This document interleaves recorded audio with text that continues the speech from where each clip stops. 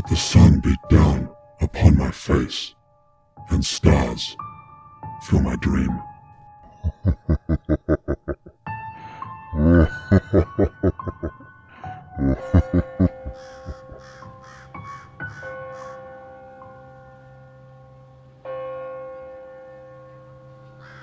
This story is of my uncle.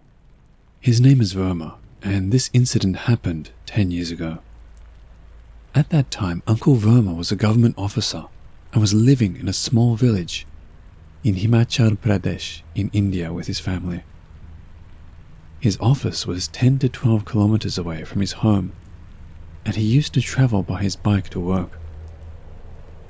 It was the month of March, and if you don't know, that is the closing time of the old financial year and opening of the new financial year, so government officers have to work late nights to complete pending logs and files.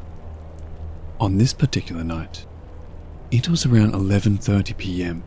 when he came out of the office, and it was raining heavily. Uncle always used to travel by highway, but that night, he wanted to take a shortcut because it was raining, and he wanted to reach home as soon as possible. That shortcut was via a haunted road, but he thought that nothing will happen and these all are just rumors and nothing else. It was a chilly, windy night, and rain on top of that. The trees were shaking due to the force of the wind and were making horrible noises. Uncle was frightened, shivering with cold, and started chanting Sri Hanuman Chalisa, an Indian holy song, and safely traveled some kilometers. After traveling a couple of more kilometers, he forgot that he was frightened and noticed that it was just about to be morning as darkness was easing off. He thought that he was now safe as it was going to be morning, but suddenly he looked at his watch and noticed that it was 12:45 a.m. He said, "Oh God, how come it's 12:45 a.m. right now? I thought daylight was just about to come." He then noticed that it was not going to be morning, but it was moonlight that was confusing him with daylight. He then relaxed and sped up his bike. After approximately 10 minutes of driving, he noticed a lady on the right side of the road asking for a lift. At first, he thought that she is in real need, and then suddenly something struck at his mind and he again sped up his bike. Then again, after driving for 5 minutes, he saw the same lady asking for the lift. Mr. Verma said, "Oh my God, how come she is here again? As she was there at half a kilometer back." Uncle's body started shaking with fear, and he just forgot about God and thought that this is something unusual. He again sped up his bike as he wanted to reach home as soon as possible before anything bad happened to him. After some time, again he noticed the same lady appearing and asking for the lift. And this time, she screamed for help, saying, "Please help me. I'm lost here. Please stop." She was wearing a red sari with heavy jewelry, but Uncle did not stop and said to himself, "I'm going to die today." The lady started running with the bike at almost the same pace and started saying, "Vermaji, please stop and take me with you. I want to go home." Uncle was more horrified when she called his name.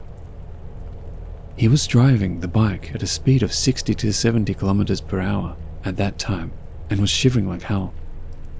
Uncle sped up, but it was not possible as there was some strong force from behind that was stopping him from racing his bike. The lady started laughing and crying at the same time and said, "I died at the same road many years back, and it's your time today." Her face changed from sweet and innocent to scary and weird. Uncle Verma was so horrified that he started shivering but had not lost his consciousness. He just changed the last gear and moved his arm on the accelerator until the end. He never looked back to see her. She followed Uncle Verma for another 2 kilometers or so, and after that, he reached a place where some guards were sitting, lighting up a campfire. Uncle just stopped the bike in front of them and had some water from them. After having water, he told them what happened to him and they all said that you were right to not stop the bike. Had you have stopped the bike, you would not be alive right now. The oldest guard told Uncle that I've been living here for the last 10 years, and in these 10 years, I've heard about more than 50 accidents of cars and bikes on that haunted road. He told Uncle that God saved you. Uncle never went on that road. So friends, I believe in ghosts, spirits and paranormal, as I believe in the Almighty God. It's all creatures of nature.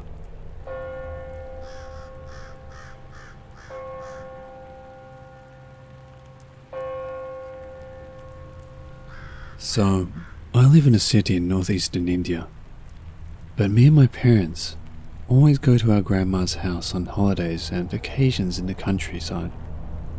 The small town, kind of village, that my grandma's house is in, is full of farmland, houses and small woods. So let's cut to the scary part. The town is like any other ordinary town in our state, but throughout the years, the people saw some weird stuff.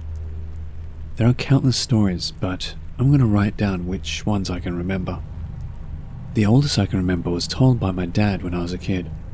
He said that he and his friends and some of my uncles were drinking and talking in the cabin attached to the back of my grandma's house in the backyard. The backyard is attached to a small pond and a few square kilometers of woods and farmland. Since my family from my mother's side owned many parts of the property.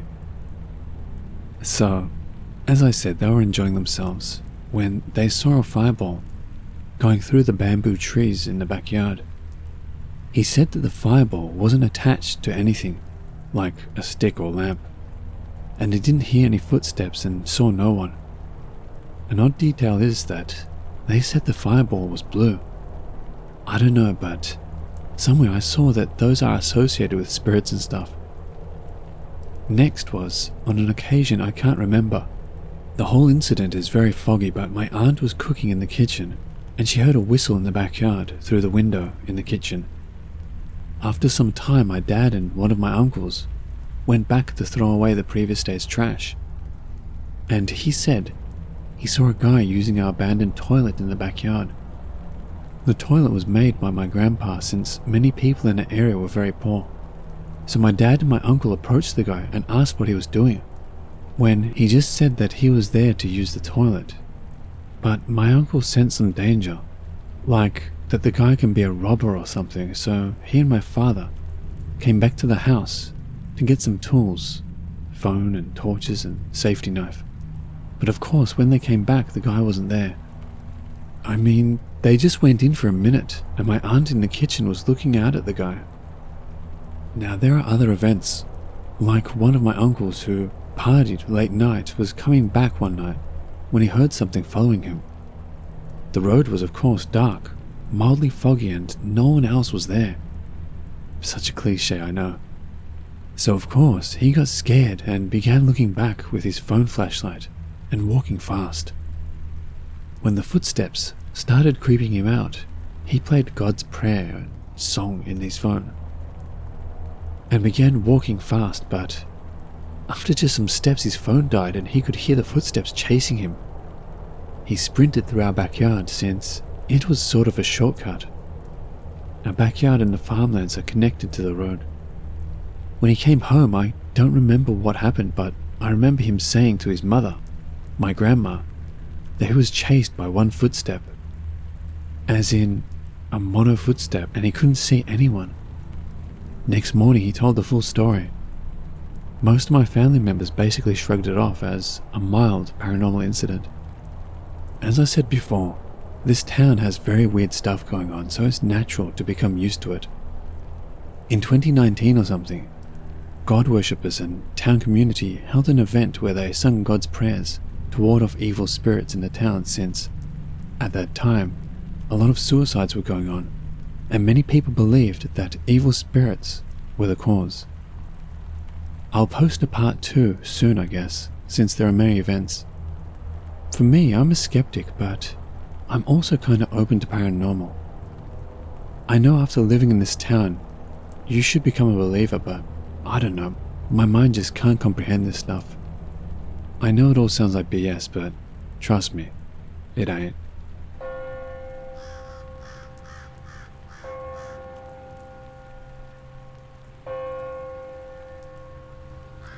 I'm from Bangalore, and this thing happened to me recently. I'm a final year engineering student. There are lots of festivals taking place in engineering colleges, and most festivals are organized by the final year students. So I was the head coordinator of one of the national level festivals in our college. A lot of things needed to be taken care of. On the previous day of the festival, we were finalizing all the things.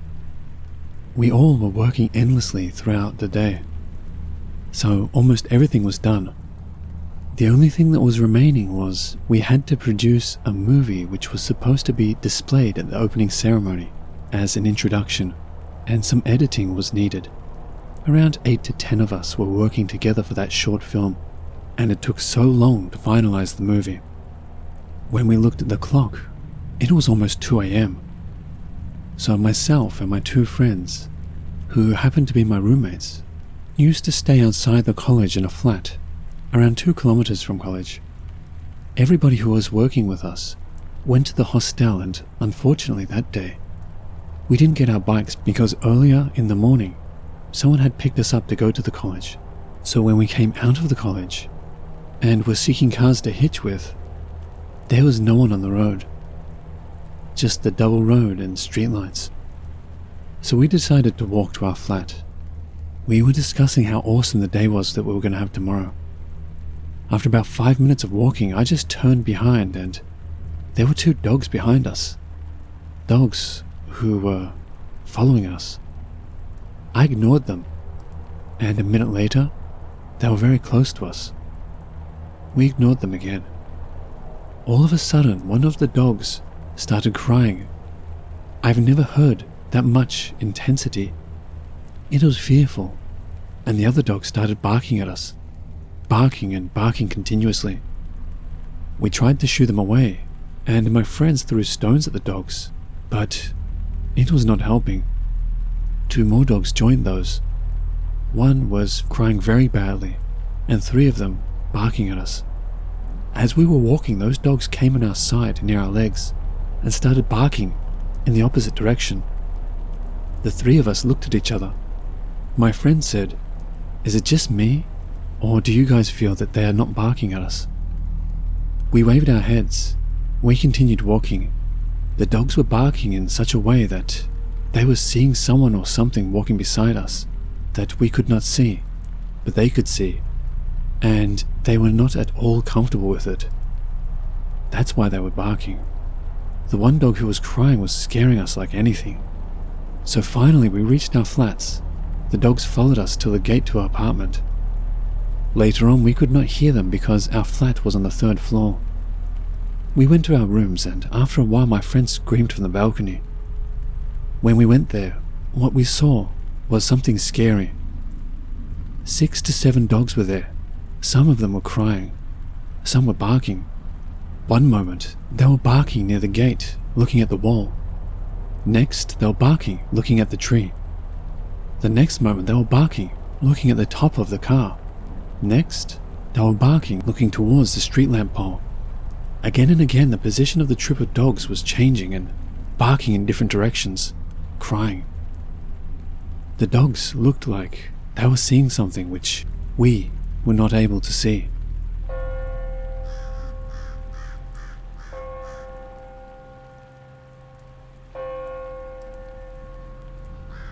The story was often told by my nanny, mother's mother, and I think the story was passed on to her by generations. Spoilers, it might get a little long, and my apologies for my English, as it is my 3rd language. Let's begin. This story belongs to the medieval times when there used to be kingdoms in India. There were infamous gangs of thugs, also known as dacoits and/or bandits. They used to rob innocent travelers on isolated roads, many times killing them. The kingdom of Marathas, now known as Maharashtra, state of India, were frustrated by one of such notorious gangs of dacoits consisting of 5 to 6 members, and had a bounty on them. So these decoys had a big loot one day and decided to take refuge in an old house called the Wada, an old house structure mainly popular in Maratha community, and split the loot. The Wada was situated slightly out of an abandoned village in the middle of the jungle, and the area was avoided by other nearby villages due to the haunting stories. A perfect hideout for the decoys to pass the night. But it was not just an ordinary night. It was Amavasya, a new moon night. It is said in India that most of the paranormal activities are enhanced on this day. On top of that, it was raining. All in all, a deep, dark night. The decoys were happy and celebrating their victory. Some of them were even drinking in one of the inner rooms of the Wada, with one single oil lamp for light. As the night was slowly passing by, during their conversations and laughing and arguments, some of them started hearing a very low and strange voice of a lady singing. The song was something of a lori, kind of an Indian lullaby which the mother sings. But they ignored it, as they first thought they are just hallucinating due to alcohol, or it's the raindrops, or simply night creatures making weird noises. So they continued their talking, but after a while the voice of the song became prominent. Even the one who didn't drink started hearing the voice. So 2 of them went to check the house with a hunch someone might be spying on them, but they found nothing. At last, all of them came to a conclusion that they are just hallucinating, and started their little party again. The celebration slowly started to grow into an argument as to who will keep what. The greed started playing its part. The argument started to turn to conflict, and the voices of them arguing started to break the eerie, deep silent night. When all of a sudden, out of nowhere, a loud noise of a small baby crying came from a deep, dark room around the corner. All the decoys, who almost drew their weapons to fight, froze. All of them started looking at each other, shaking with fear, and one of the gang members indicated their leader with his eyes of what to do. The leader, a man in his 50s, a hardcore criminal with a nothing to fear attitude, not knowing of the situation he was facing, snapped out of it and shouted angrily, "Who's there? Come out, or we will come over there and kill you and drink your blood." For a moment all the decoys were holding their weapons, staring hard to see if they can find someone in that room. They got some courage because of the leader's words. The 2 of them, who checked the Wada earlier, and who happened to miss out on that one single room, looked at each other and decided to check the room from which the voice came. As soon as they took 1 or 2 steps towards it, the cry of a little child started again, this time more prominent and strikingly, and all of a sudden an angry loud voice of a lady came from that room. "How dare you wake my child up? Don't you see my child is trying to sleep? Get out of my Wada." It was at this moment all of them realized that they have disturbed something more sinister, something which they cannot kill with their mere weapons. All of them went into flight mode and started running in whichever direction they could. One of them died on the spot due to shock. All of them started shouting loudly in panic, "Help, Mother Kali! Help! Help us!" The cry was the same as their victims would use during their loots, as if karma came to bite them back. All of them running into different directions due to panic, and lost their way to exit the Wada, with no lamps to navigate or any source of light whatsoever. A simple, big old rusty house became a maze for them, but somehow they managed to escape. One of them, who knew the nearby village, somehow managed to reach there. Coincidentally, a unit of soldiers who were tracking the decoys were in the same village. They caught him immediately, or rather, this terrified thug, who was wounded all over due to cuts and bruises because of running in the jungle crazily, surrendered immediately. Shaking with fear, the decoy told the whole incident to the soldiers, even though it was a good opportunity for the soldiers to track and catch them all by the night, they decided not to do so as they were scared too. No one had the courage to go to that wada, so they decided to visit it when the sun rises. The villagers who were listening to the dacoit started chanting mantras and praying to gods. One of the elderly, who knew better, then told the reason behind the voices in the wada. Long ago, there lived a rich savkar, rich landlord, in that now abandoned village. The savkar, being a middle-aged married man with kids, started an affair with a poor young girl and made her his Rakhel, or mistress. He kept her in that wada, which was slightly out of the village, but the girl wanted to have family with the man and hid the truth about her pregnancy. When the savkar found out, he panicked, as it would be against the society. Still, the girl insisted and they let the child be born secretly. But soon enough, this secret was disclosed and Savkar's family came to know about the truth. It was said that the girl was killed in that very house, along with the young-born infant, with the bodies never to be found. A strange disease soon followed after the disappearance of the mistress, killing many children.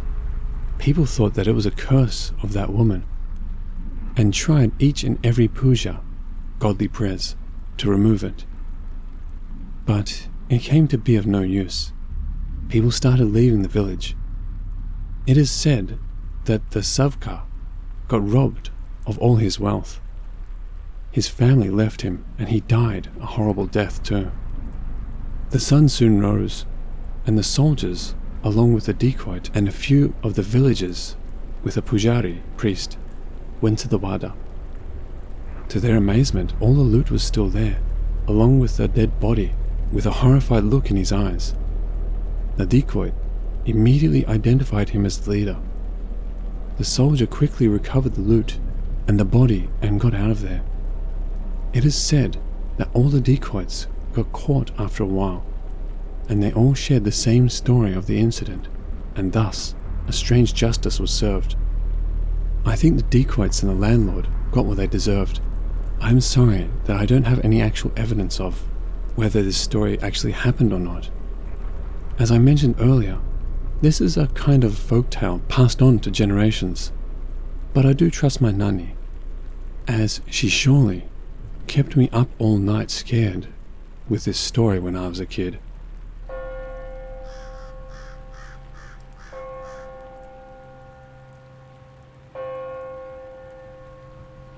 So as promised, here are some more events that go on in my small town where my grandma's house is in northeastern India. So one night in 2017, I was laying in bed in the master bedroom when we heard cows mooing just outside the house. When my dad, out of nowhere, said to my mum that the cows were mooing for a long time, which is a bad sign. When I asked what he meant, he said that it's a sign that a bad demon is nearby, and he said that it can actually kill someone. He said the name of the demon, but I can't remember. I chuckled and thought how stupid it was. I mean, the cows just might be hungry. But maybe I was wrong. See, my dad is a half skeptic, but he did see some weird stuff, so it kind of turned him into a half believer too. So I slept like a horse, and I woke up around 2-something a.m. When I tried to adjust myself, I wasn't able to move. I was confused, but after just a few seconds, a dark figure opened the bedroom door, and it was coming towards me. My heart just kept on pounding like never before. As it came to the side of my bed, I could see the dark figure's shadow on the wall. It was a female. The hair was floating or something. It then shook the bed, and I tried with all my strength to look towards the figure. I was facing the wall. I know maybe it was brave or something, but now that I think of it, it was reckless. As I faced the figure, I expected to see nothing, as I know what sleep paralysis felt like, but I was wrong. I saw a smaller figure, maybe the same figure, I'm not sure, darting under the bed. I mean, I saw the bed cover move, and it just went under the bed. The shadow was of course darker than anything around it. I just looked towards the bedroom door, and it was open. At that time, I knew it wasn't sleep paralysis. I jumped out of bed, switched on the light, saw no one was under the bed, and decided to sleep on my dad's bed. The bed was for 3 people, so it was quite large. I went from being a brave man to just becoming a scared kid. After that, for 3 nights, I slept on my dad's bed, cause I was scared. But something else too. I kept on hearing growls. I mean, not like cliche movie type of growls, not whispers, but like a growl from a person. It definitely wasn't dogs or fox growls. I can distinct those. Those are louder. But these are more quiet growls. And at this point, I don't know, I was too tired because of no sleep. Then on the 4th day, my grandma brought me a blessed thread to tie on my waist. She said she brought it from the family blesser. It's like a family priest or something. Of course I didn't believe that, but seriously, it worked. I mean, it really worked. I was able to sleep from that day. From that day on, there is a small part of me that is fascinated by those type of things. One incident happened just after a few months from this event. Once again, I was lying on my bed, trying to sleep, when it shook violently, and this time I was able to move. It wasn't any sleep paralysis, and of course, I saw no one. My family believed these incidents. A few of them said it was sleep paralysis, but most were convinced it was paranormal. I mean, my 3rd aunt had the same experience. And yeah, there was no earthquake. My mum is really scared of earthquakes, so she got my grandma a hanging lamp, which of course moves when there is an earthquake. Okay, so here is a weird incident. I don't know if it's legit or not, but I'm gonna add it anyway because it's scary.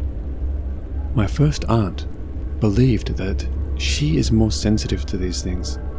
My family kind of believed her. Me personally, I don't even know. So one evening in 2019, my family were chatting and having family time. I had my headphones on, listening to some pop.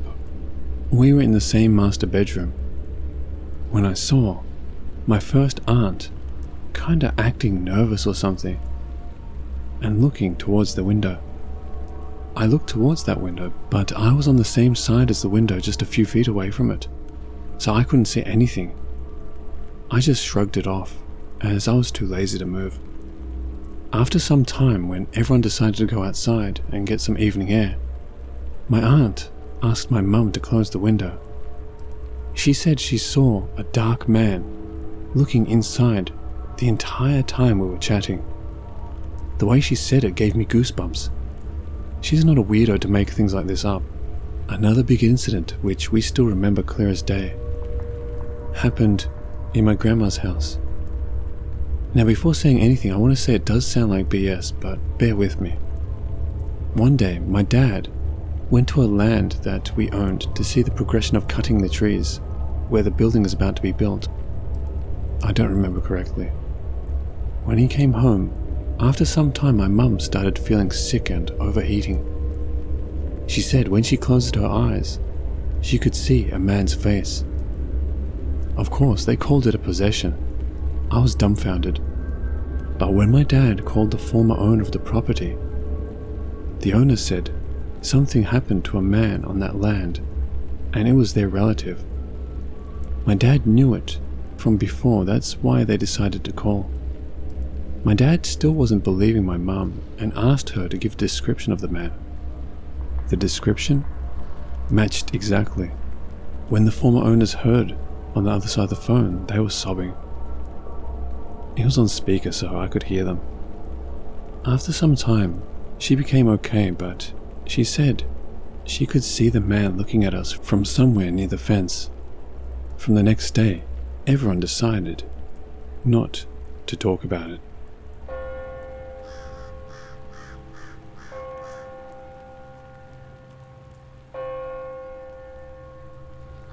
I am from India, eastern part of the country precisely.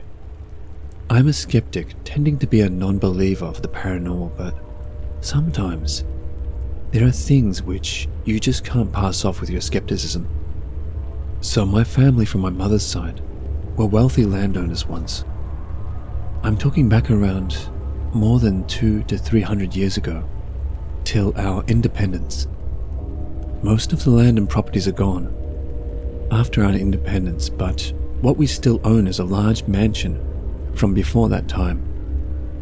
Now, this is located in a village in the rural Chthonic plateau of the Indian subcontinent, and it's also the last house before the land opens up to arid, sparsely vegetated landscape, along with some hillocks in the distance.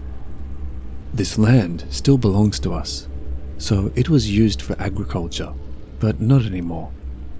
Now, being the last house itself is scary, but couple that with it being a 500-year-old mansion. When I was younger in the 90s, our family used to visit the place every year in the winter.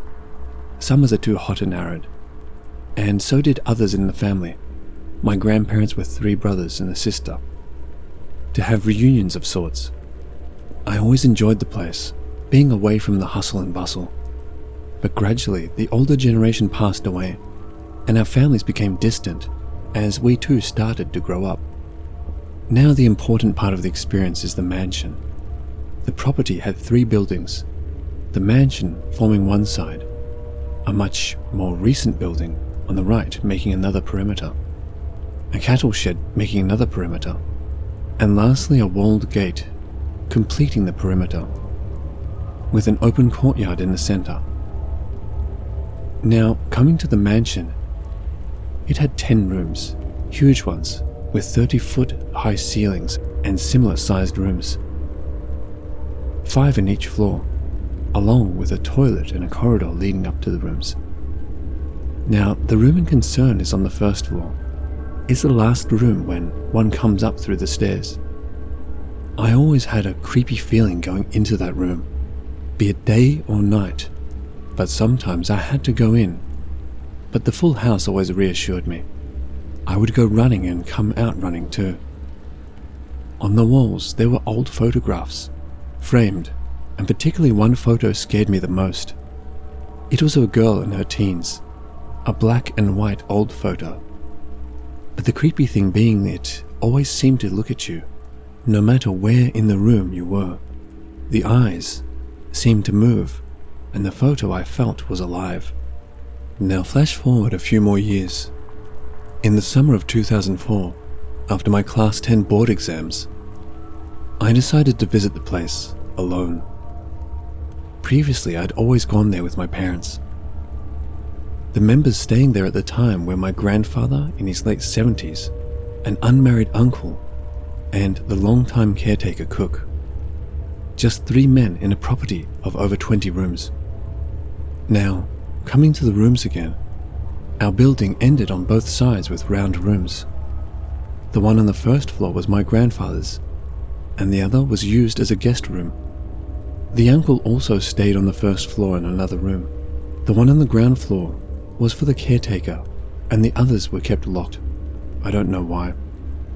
There was another room on the first floor that is kept under lock, the room adjacent to the creepy room. I tried to peek inside the locked room many times, but I could only see the old furniture and stuff dumped into it. I could swear that the room wasn't empty of presence, as many times I heard strange noises coming out of there, from moving furniture to groans. I hated going to the first floor alone, from as long as I can remember. So I was left with 2 rooms, only on the first floor. The other building had the kitchen and the living room. The other rooms were locked too. One other round room that overlooked the vast expanse of barren land from the windows, which were about 10 feet high.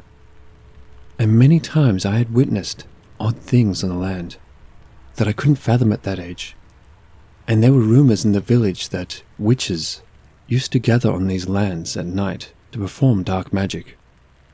The fires I would see at night I attributed to the witches going by the legend. So I turned that room down as the fires were more etched in memory, and with that, end up staying in the creepy room.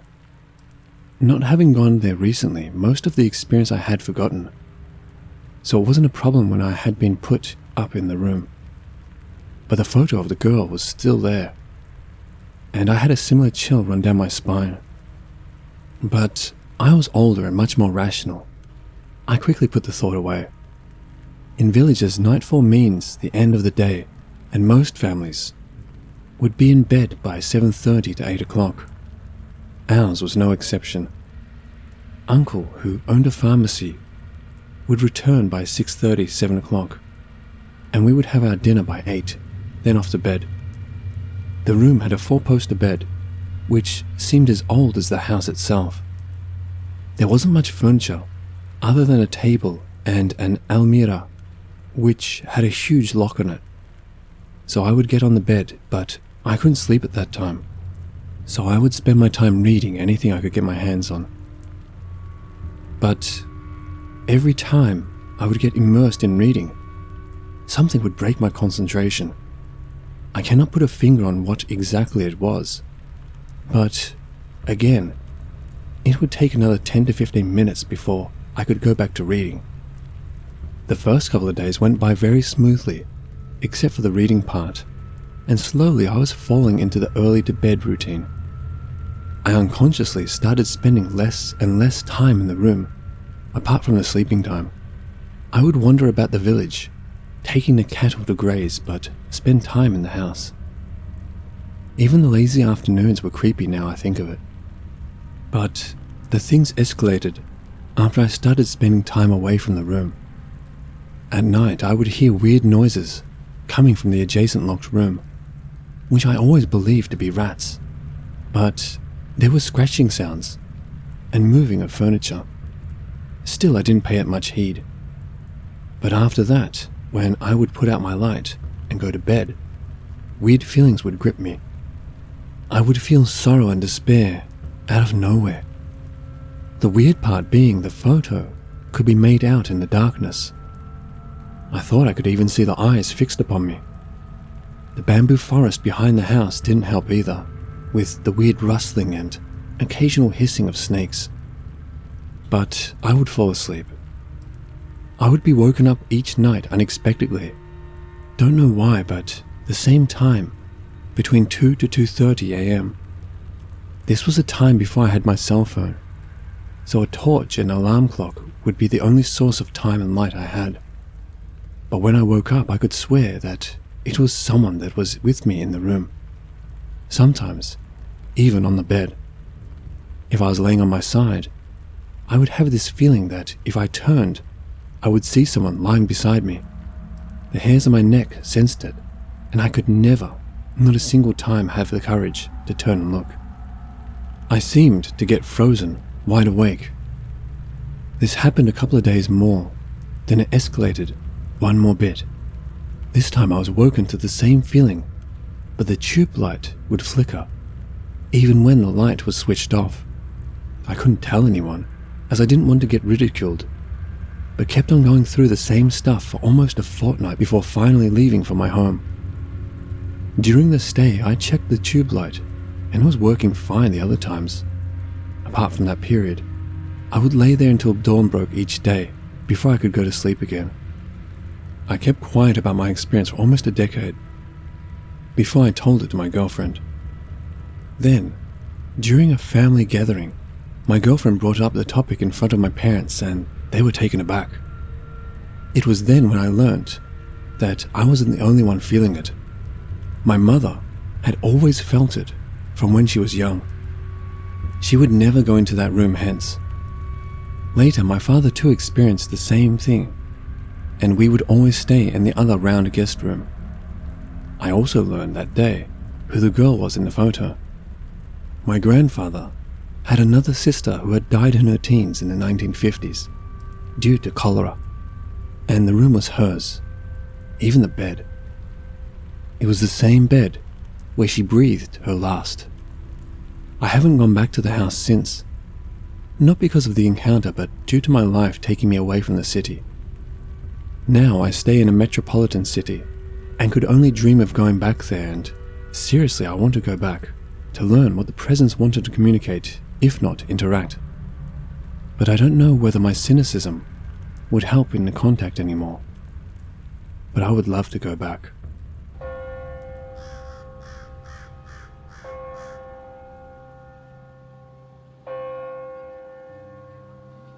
Hello watchers and listeners, thank you so much for watching.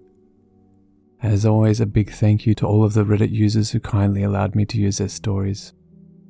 If you want to help support this channel, you will find links to both my Patreon and my Teespring store in the description below, so feel free to have a look. And the biggest thank you to all of you who continue to support me. I truly do appreciate it. And remember, Papa loves you.